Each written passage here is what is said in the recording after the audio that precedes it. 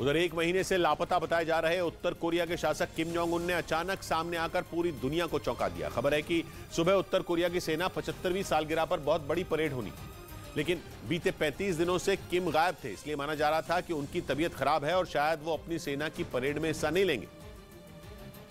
लेकिन परेड से ठीक 2 दिन पहले किम जोंग उन ने सीन में एंट्री मारी और अपनी सेना को जंग की तैयारी शुरू करने का ऑर्डर दे दिया। किम ने सेना के सीनियर अधिकारियों के साथ मीटिंग में दो टूक कहा कि ये चैन से बैठने का वक्त नहीं है। माना जा रहा है कि मिलिट्री परेड पर भी किम जोंग उन अपने शक्ति प्रदर्शन का मौका हाथ से नहीं जाने देंगे। पूरी संभावना है कि परेड में उत्तर कोरिया का कोई नया परमाणु हथियार दुनिया को देखने को मिल जाए। वैसे भी पिछले हफ्ते ही उत्तर कोरिया ने पूरी परमाणु ताकत के साथ अमेरिका का मुकाबला करने की धमकी दी थी। और इससे भी अहम बात यह कि अपने दुश्मनों से निपटने के लिए उत्तर कोरिया अपने दोस्त चीन के नक्शे कदम पर चल रहा है। ऐसा इसलिए क्योंकि दक्षिण कोरिया ने दावा किया कि उसने अपनी एयर स्पेस में उत्तर कोरिया का एक गुब्बारा ट्रैक किया। हालांकि दक्षिण कोरिया का मानना है कि वो गुब्बारा किम का कोई जासूस नहीं था, बल्कि वो मौसम की जानकारी जुटा रहा था और कुछ घंटे बाद ही वो दक्षिण कोरिया की हवाई सीमा से निकल भी गया। दक्षिण कोरिया का ये दावा उसके साथी अमेरिका से बिल्कुल उलट है, जो कि अपने आसमान में चीन के गुब्बारे को उसका जासूस बता रहा था। इसी वजह से 3 दिन पहले अमेरिका ने चीन के उस गुब्बारे को शूट भी कर दिया था। इस बीच जापान में फैले एक रहस्यमयी बुखार की वजह से पूरी दुनिया पर नया खतरा मंडराने लगा।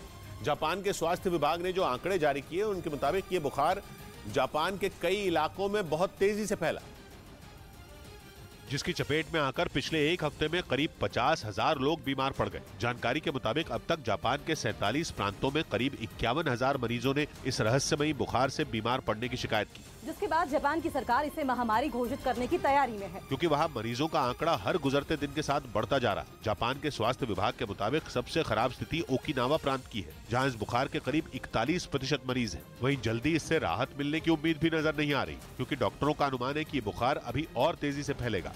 इधर यमुना एक्सप्रेसवे से दिल दहला देने वाला एक मामला सामने आया, जिसमें एक कार ड्राइवर एक आदमी को करीब 11 किलोमीटर तक एक्सप्रेसवे पर घसीटते हुए ले गया, जिस पर मथुरा टोल प्लाजा के कर्मचारियों की नजर पड़ी और उन्होंने उस कार में फंसे शव को निकाला। इसके बाद उन्होंने पुलिस को इस घटना की सूचना दे दी, जिन्होंने कार के ड्राइवर को हिरासत में ले लिया। और जो कैमरे हैं यमुना एक्सप्रेसवे पे उनको भी चेक किया जा रहा है। अब पुलिस इस बात का पता लगाने में जुटी है कि उसी कार वाले ने ही उस आदमी को टक्कर मारी या पहले सड़क पर फंसा शव गाड़ी में फंस गया। इस बीच खबर है कि अमेरिका यूक्रेन को एक ऐसा हथियार देने वाला है जो रूस की सेना पर कहर बनकर टूटेगा। अमेरिका का यह हथियार ग्लाइड नाम का एक बम देगा, जो दागे जाने के बाद दुश्मन को ढूंढकर ढेर करने में माहिर है, क्योंकि इसमें जीपीएस लगा है। यानी ये बम एक ऐसी तकनीक से लैस है जो जंग के मैदान में दुश्मन का पता बता देती है, और एक बार उसके ठिकाने का पता चलते ही ये बम दुश्मन को बर्बाद करके ही दम लेता है। कहा जा रहा है कि यूक्रेन को इस हथियार का काफी वक्त से इंतजार था, क्योंकि ग्लाइड बम लंबी दूरी तक मार करने में माहिर है। यानी यूक्रेन के सैनिक इसका इस्तेमाल करके दूर से ही रूस के टैंक और बख्तरबंद गाड़ियों को धराशायी कर सकते हैं। इसके साथ ही इस बम में पंख भी लगे होते हैं। जैसे ही इस बम को जमीन से दागा जाता है, ये अपने पंखों के सहारे अपनी दिशा बदल लेता है और फिर जीपीएस से मिली जानकारी के आधार पर सटीक वार करता है।